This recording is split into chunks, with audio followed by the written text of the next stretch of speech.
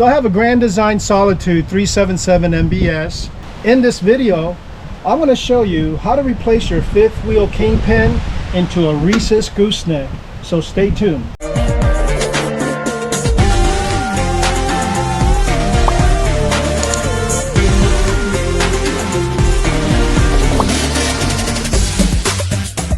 One of the first things I'm going to be doing is taking off this screw here in order to take the brake off, and I might just relocate that somewhere on here instead. I'm also going to take this screw out here because this is connected to the bottom plate, but I'm going to go ahead and take this off. I'm going to use the back of my truck as for support, and then I'm going to use the RV to bring it up and down to help me there also. So stay tuned.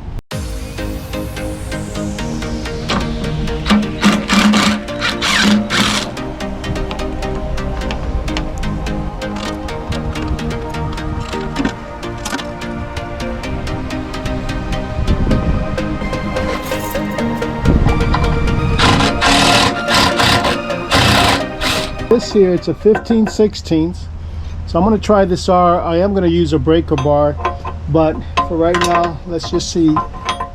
And how tight is it? Huh? It's actually not bad. I'm going to loosen that up.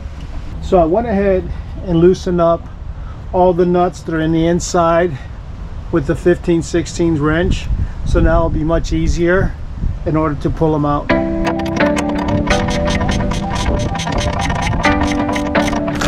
So here's the bolts that comes with the whole bag of bolts and all. It looks like you're going to use 6 of them. Yep. And then we're going to set it up where we're putting the cardboard there. It does slide pretty easy on this, but we didn't want to scratch the gooseneck here. So what we're going to do is just try to attempt to put the first bolt there and then tip it over.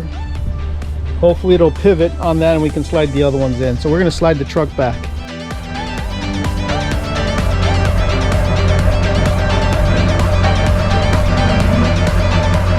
So I got my buddy Tom here with a 2x4, and we just pried it up. It actually was pretty easy, wasn't it, Tom? Oh, look, it's not. So we got one bolt in right here, so I'm going to put another bolt where Tom is at.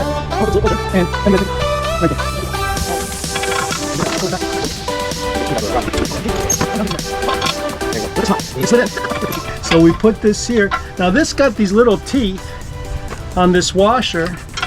We're going to put that on there. Yep, you're good with the 2x. And then we're putting the nut in. There you go. So at least we got that one in now. Yeah. Now you move the truck forward and let the front end of the weight of the front of this line up the other holes, and you're good.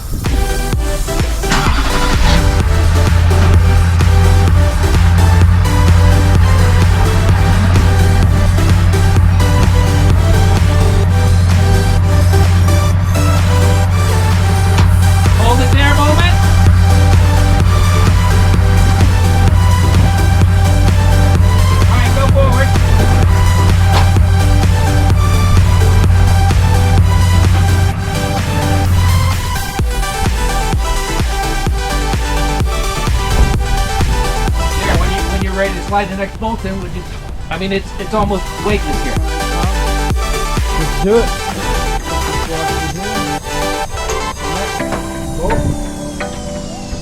Let me know when you're ready. So we're gonna go ahead and put one in the back. Go for it. So does it look level? Hold on a second. Come down. Come down. Come down. Hold it. Got it. You see that? Yeah, that's the easy way to do it. That washer was so big that was hitting this flange here, so I took one of the old washers, so now it fits flat. So now we're going to do the other side. You'll need an old washer on this side too. Yeah. So the nice thing is that this kit comes with its own set of washers and bolts, which makes it nice. The trick, Clem, that you figured out was to put this on the back of your truck, get these two front bolts lined up, or even just the first one lined up, and then let the leverage and the weight of the hitch do the hard work for you to put the back bolts in. 1 or 2 man operation. Absolutely. Yep. I've seen 4 or 5 guys putting one of these things in, and it didn't look easy for them. There you go. Beautiful. And don't forget that only the bottom bolts will need the previous washers because of the flange that you have there. So let's go ahead and check this out then. I'm going to go ahead and put it on this side.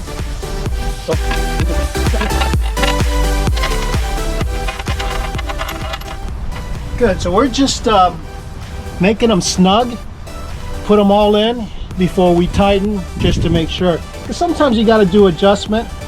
Really, it didn't come with a manual on there in order to figure out, but we definitely want at least 7-inch clearance on the sidewalls. So hopefully we don't have to take the bolts back out.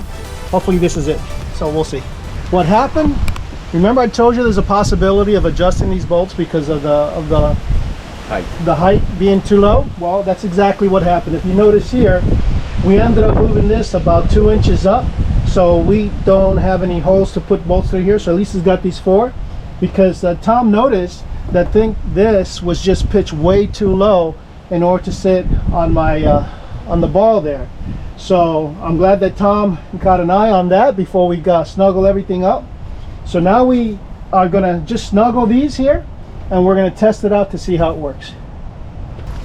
So we went ahead and put it on the back. So now here's our measurement.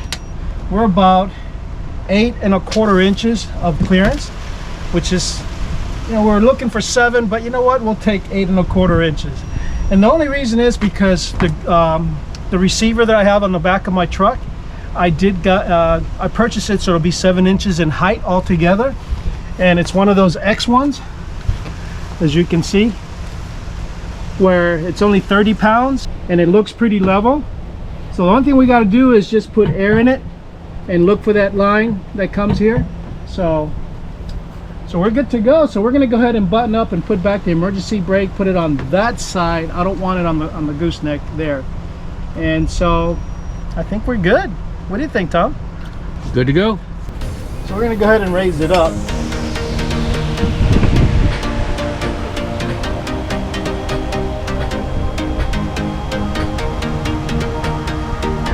I'm good? Clear. Okay, so now that I'm clear, we're going to pull out the truck, and we're going to go ahead and pull it out, and then we can go ahead and do our torque to 220, to 210.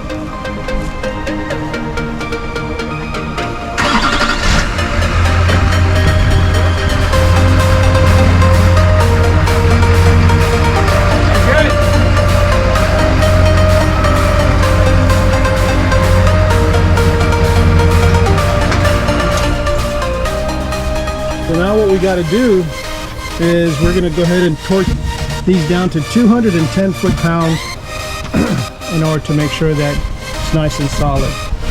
So there's a piece right there. It's nice and slim. And so this guy, we're going to go ahead and mount it somewhere on this side here.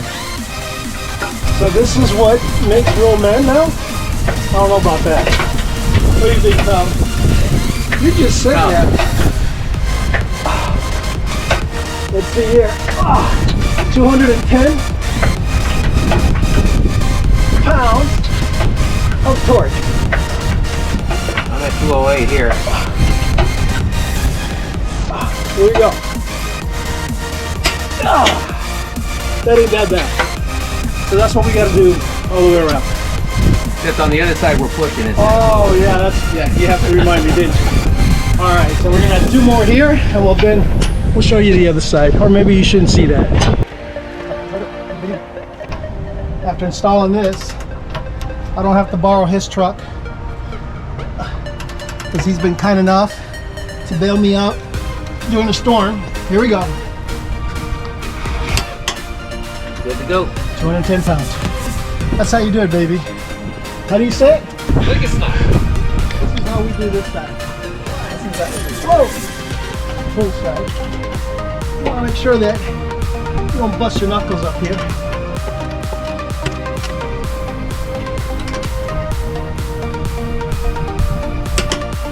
There There she is. Didn't need to put my shoulders into it. So that was it.